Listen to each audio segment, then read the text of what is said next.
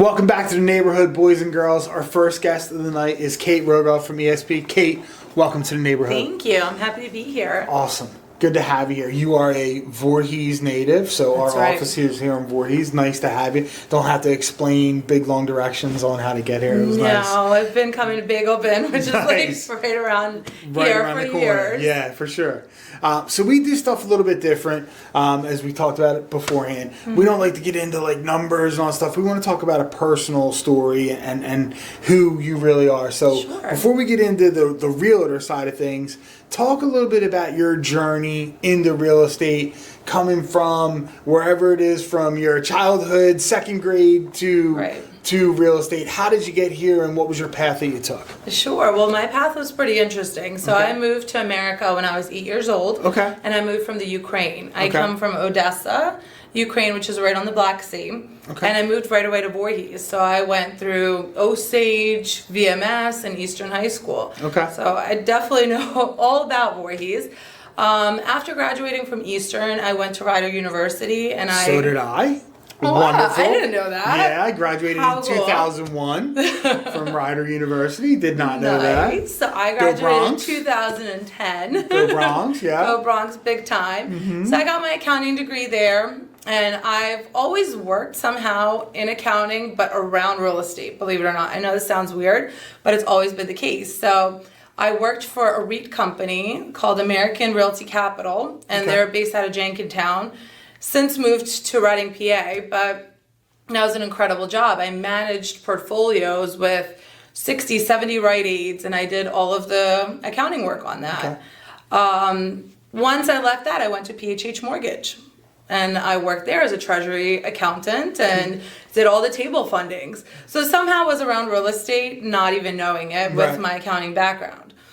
Then I decided to take a step back, and I had kids. And I have 3 beautiful boys, 15, 10, and 7, and they are my entire world. And once it was time to get back into the workforce, it just seemed natural that I would get into real estate. I had so many good contacts within the real estate industry, and I felt like I could offer so much with my knowledge of the local area. So that's how I ended up here. Just ended up nice. And Yeah. you just said, hey, look, I'm getting my license. Did you do it part-time, or did you jump full force in right from No, there? I remember it was like at nighttime, and I'm talking to my husband, and he's like, okay, babe, I know you're kind of thinking about getting back into the workforce. What do you want to do? And right away for me, it came up that I want to do real estate. And I was just like, the next day I went and registered for my 2-week course, got it done, passed the test right away within the first week after finishing the course. And that's it, never looked back. Nice. Now, you talked about your 3 sons. How do Yeah. you juggle the work-life balance, the answering emails and Yeah. talking to teachers and PTA meetings and all that? I know that that's a struggle for a lot of people. So how do you work that in? Well, my kids are my biggest cheerleaders, honestly. So my 15-year-old helps me. Like, he'll go to open houses with me, honestly, and hand out flyers and door knocks with me. My kids are always there for all of it. And even if I have to take a call or answer an email, they'll always say, like, oh, Mama's just working right now. She'll be right back. So they completely understand that, there's a balance that has to happen. But it's the flexibility is amazing with knowing that I can still help people. And that's the whole reason why I got into real estate. Nice. Now, do you have personal time boundaries, like no phone calls after this amount of time, no Yeah. emails after here, or is it just kind of a free-for-all? I think everybody has to have boundaries, right? So, no, you don't agree? I don't do. have. I have some boundaries, but not when it comes to the phone calls. My wife's like, "Why is somebody text message you at 11:45?" I'm like, "Babe, he's a late worker. He's an early shift." So, my boundaries, it really depends, right? Like, nothing's ever cut and dry. So sometimes there's something on fire, and then, of course, I'm going to take the call, right? But normally, like, past 10 p.m., I don't really take calls. I'll Sure. text message, and I'll say, like, I'll get back to you in the morning. But with that said, I have had transactions Right. that required, some late night calls. Nice. Now, do you tend to gravitate towards a certain client? Are you primarily first-time home buyers, or are you step up? Are you traditionally, you were Russian, Ukrainian? Are you traditionally that type of ethnic client? Doesn't really matter, or you just take whatever you can and... So honestly, I do prefer to work with families just because we relate so much better to each other, right? So often enough, my clients are the people who are moving up. Like maybe they have a townhome, they bought their first family house, and then as they had kids, they need more space. Sure. That's tend to be the clients I work with. With that said, though, I do have that background with Russian and Ukrainian language. I speak fluently both. And there's clients that just tend to want to work with someone that can speak that language. So, of course, that's always an option for me. And then I do a lot of like bridal expos too, which... I love to be in that situation where they're buying their first house, and that's exciting. Like, I'm literally their world for the couple months that we're looking, or sometimes it's right away. Sure. So now, a variety of clients. A variety of different ways. What do you do social media-wise? Do you have specific platforms? Because your age group is probably in the middle. Like, my age group is Facebook. I do a little bit of TikTok, but not really. I don't know what I'm doing. My daughter helps me with that. Is there a specific platform that you tend to dominate, or you just go everywhere with all the different platforms that are out there? And so I really like Instagram because that's personally where I look on social media. Right. And I like all the options that are available on Instagram versus stories, reels, just regular posts. Obviously, that's available on Facebook too. But I think it's just aesthetically more pleasing to me how it appears on Instagram. With that said, I do like my funny TikToks. I'm not going to lie. Some people in the community know me for them.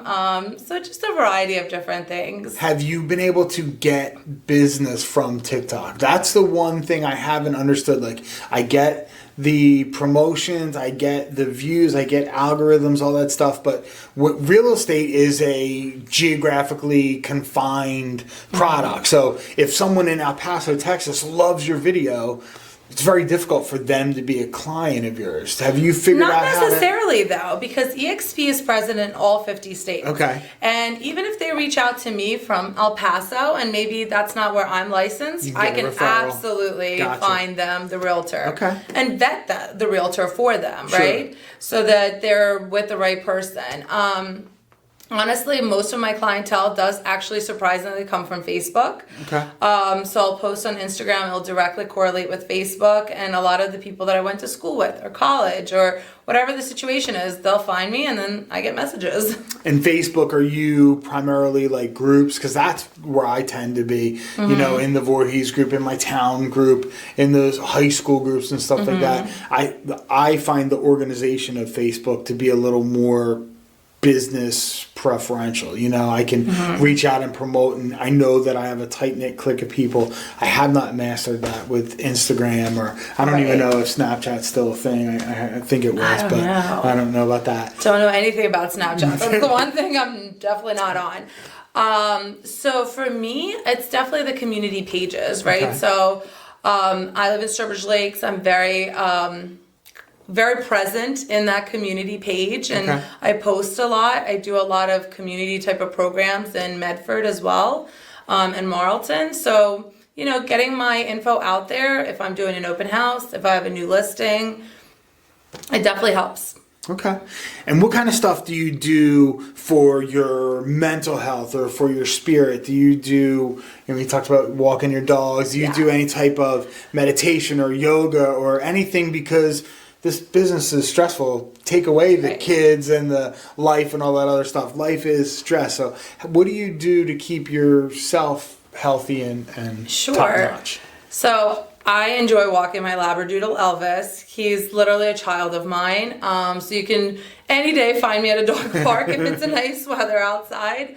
So that helps me a lot. And that's also actually another way for me to meet the neighbors, right?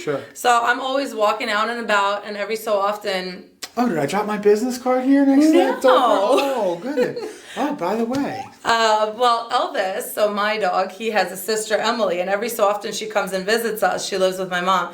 And people, believe it or not, they know. They're like, oh my gosh, there's another dog with you. So now they're coming up and talking to me, and I always strike up a conversation. But people all know that I'm in real estate for the most part. You know, it's everything else beyond that. Sure.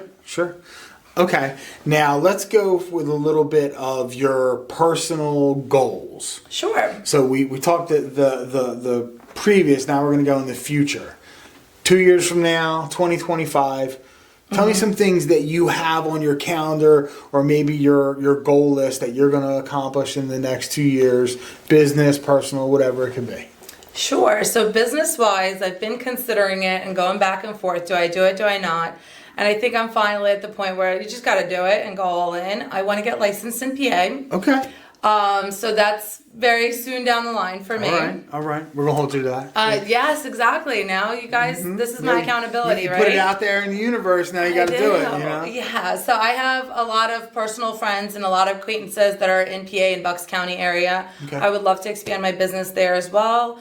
You know, I'd love to help more in the community, right? So I'm a part of different Rotary clubs and different business associations, and I think I'd like to spend my time volunteering some more and possibly getting my kids to do that with me and teach them that, you know, how it's good to help others. Sure. Is there a particular nonprofit that you're a big fan of or a big supporter of that you work with? So this is going to come as a shocker, right? Because I don't know if I've mentioned Elvis, my Labradoodle, enough. Okay. But the AWA is close to my heart. Sure. When I went to Eastern, I actually volunteered for all my volunteer hours there. Okay. And, you know, I'm a huge animal lover. So to me, I would love to be able to do that more. Nice.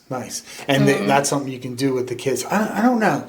I think when I checked about doing the thing with the AWA, they said you couldn't be under 18. I don't know if it was the AWA or the one behind. I believe it was like 16 years old that you can like actively volunteer there, but they're always looking for donations, right? Like any used towels, any sheets. They're always looking for food, paper towels, basic things. I honestly, even when I send out marketing material, I'll often put that if you have anything like that, please let me know. I'll come pick it up from your house and I'll drop it off to the AWA. All right. Now, your last question, this would be your personal question, nothing to do with business. I'm nervous already. So tomorrow you wake up in the morning and the genie fairy godmother comes to you and says you can have a half an hour of time sitting with any person, alive or dead, throughout history. Who would the person be that you would choose to sit down with for a half an hour and give me one question that you know you would ask them? So for me, that person would be Princess Diana. Okay. So I grew up as a little girl reading books with my mom about her. Okay. And she's just like really close to my heart. Okay. And I love the work that she did. Sure. You know, she was so active and so involved with helping others that I think to me, I would ask her probably how you managed it all, right? The question that you asked me, because I'm sure she'd give me some pointers that I'm not familiar with, and probably what her, you know, most interesting travels were. That's awesome. That's not someone that we've gotten so far. No. And she's like really like one of the people, she set a big example and she was much different than other people. Yes. You know, people in her role did not do the things that she did. Of course, she came from a different background, but she was very much in the public as opposed to aloof and aloft kind of thing. That she was really like a trendsetter. She helped so many. And to me, I feel like when you help others, it's a karma. Yeah. It all comes back to you twofold, and it just feels good, right? Like, who doesn't love to help others? Sure, for sure. Awesome. Kate, thank you so much for coming in. Thank you for having me. We'll be right back with the next guest on Mr. Mortgage's Neighborhood.